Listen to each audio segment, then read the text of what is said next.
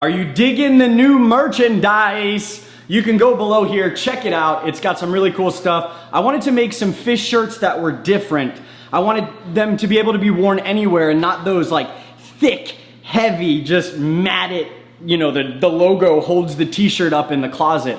I wanted it to be pretty simplistic and easy on the eye. So there's a bunch of different colors and there's a bunch of different sizes and a bunch of different materials when it comes to the shirts. We're gonna start something different on today's video. We're gonna start with a little motivation.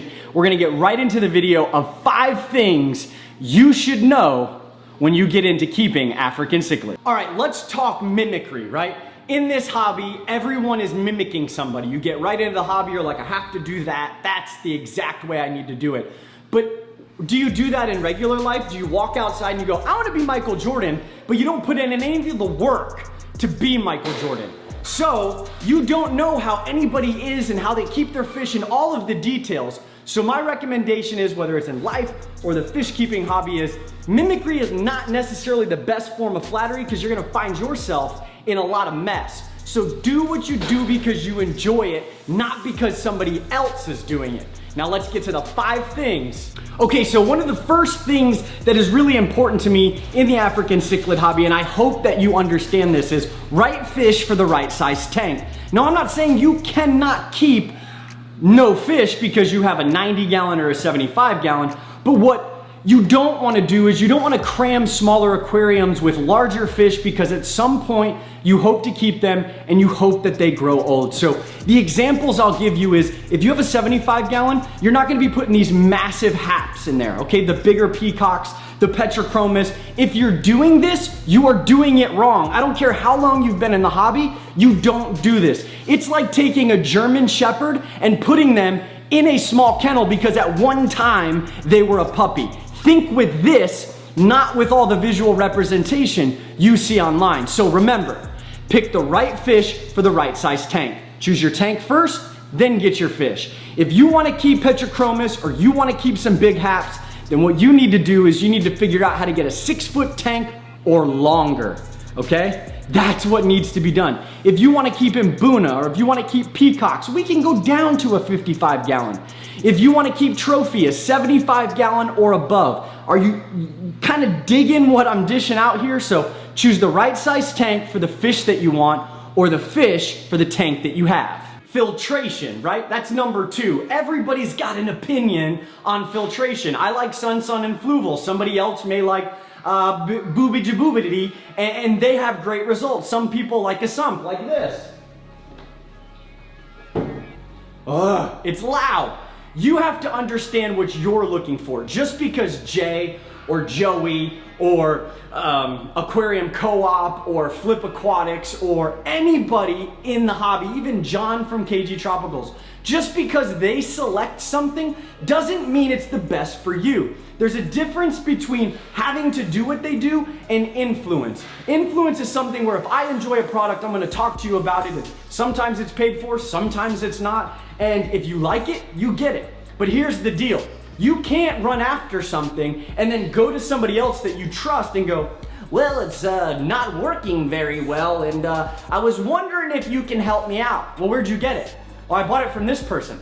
Well, go to that person and figure out what happened. So, Sun, for example, I love him. Got 3 on that tank, going all the way to Iowa.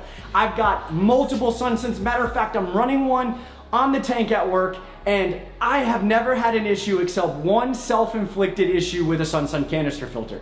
And I'll admit it, they're not the most durable canisters in the world. And there's gonna be lemons. You buy 100 million different cars, not all of them are gonna be perfect. So use this mentality when you're picking filtration. What works for your budget?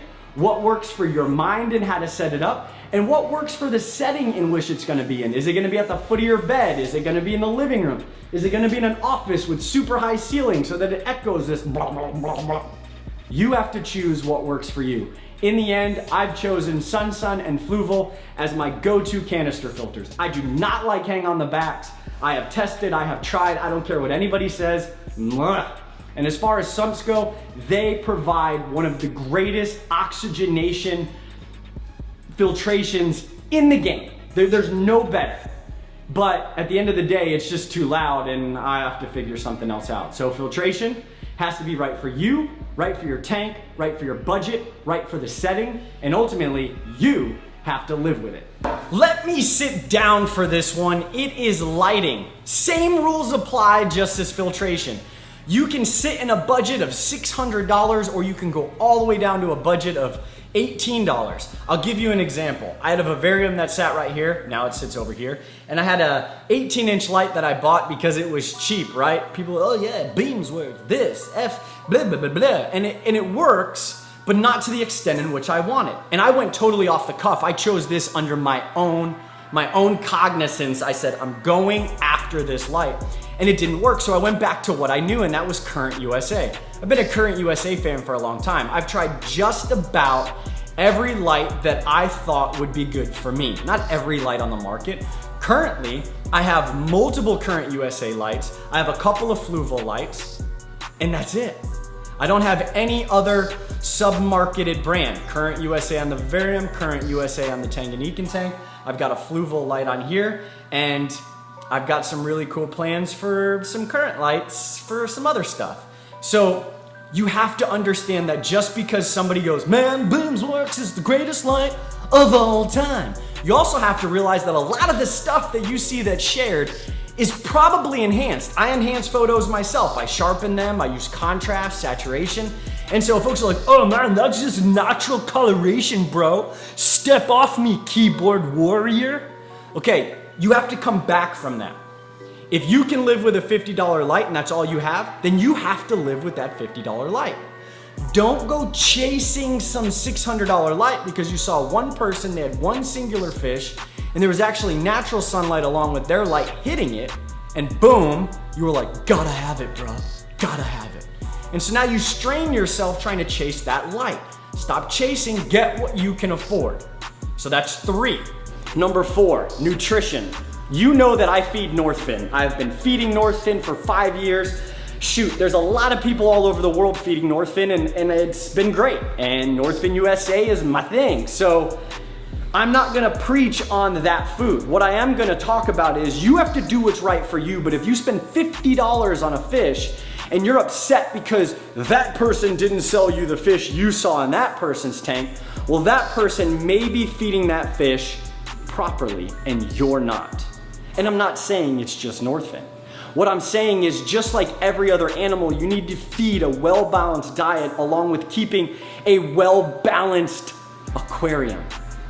And if you're not doing any of these things, you're never going to achieve the levels in which you thought you were gonna achieve by buying the same stuff. So when you contact me going, hey Jay, my fish aren't eating Northfin, man. What's up, bruh? And then I say, well, what are you feeding? And you're like, oh yeah, so bloodworms, krill, snails, papaya salad. I feed them crushed apple bits and some seeds from a plantation. And then I sprinkle some Northfin in with some live grubs. Stop. Stop. Stop. Focus in on what you can do. Once you master it, then move on. Feeding 18 different things. Oh, my fish are getting tired of eating the same food every time.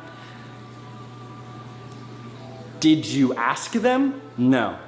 And now they won't eat a pellet because of a few things. Maybe they're full, maybe now they're being picky. But what you need to remember is fish will eat anything if they're hungry. Just like us, most of the time. But even when we're not hungry, if we see a bag of Doritos or flaming hot Cheetos, yes, I'm speaking to myself, you eat them anyways. You get it? Feed what you can feed what you can afford, and stop trying to feed 17 different foods because 12 different people told you it was a good idea. Stop. Well, number 5. Number 5 is gonna be decor. Yes, you're gonna be like, shut up, right? No, I'm not even gonna say the name because you already know it. What I am gonna say is if you have to get rocks out in your front or backyard, do it. If you have to get whatever sand you need to get, do it. But if you're trying to achieve something specific and you asked 30 different people, you're going to get 20 different answers. Some people are gonna agree, some people are not gonna agree, and that's okay. But at the end of the day, you have to live with it.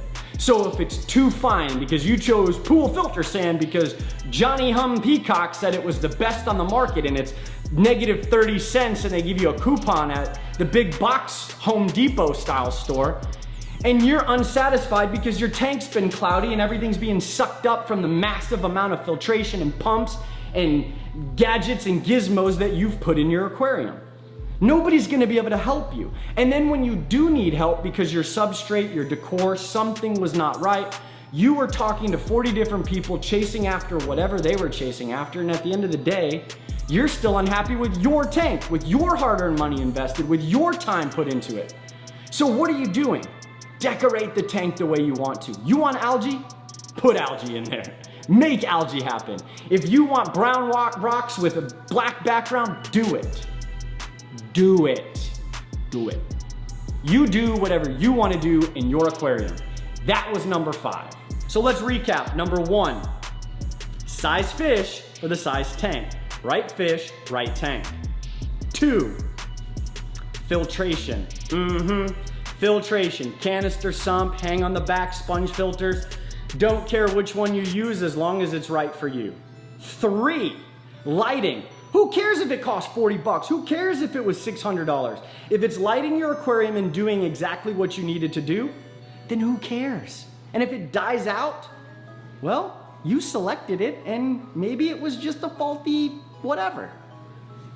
4, nutrition. Stop feeding 700 foods and giving your fish snacks. Feed a well-balanced diet and take care of your aquarium and your fish will be perfectly fine. Nutrition is a huge part in achieving exactly what you were looking for from that expensive fish. And 5, decor. If you want rocks, bricks, slate, Legos, whatever you want, if it's aquarium safe, put it in your aquarium. If you want it to look like SpongeBob's theme, if you want it to be a Star Wars theme, heck, if you want it to be Ninja Turtles, do it. Who cares what anybody else thinks? You're the one that has to look at it. Well, that's it. The moral is you gotta do what's right for you in this aquarium hobby, not what's right for A, B, C, D, and E, and then complain about it on every group, every chat, every comment, because you're not getting the desired results that you were hoping for. Learn, purge, relearn, and master.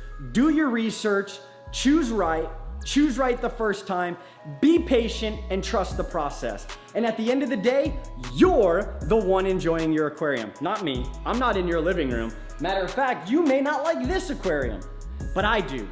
And maybe I don't anymore. Not about not liking, I'm over it maybe, I don't know. But I love this aquarium. That's okay if you don't, because it's mine. I'm the one that looks at it. I'm the one that takes care of it.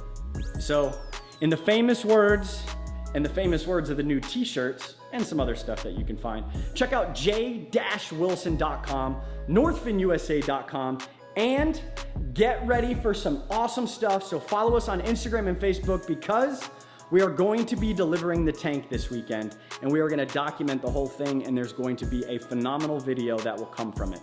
Thank you so much, my friends, for watching, liking, sharing, subscribing, tweeting, double tapping, Instagram loving, following, doing everything you have done for the last 5.5 years. I greatly appreciate it. You know what's next.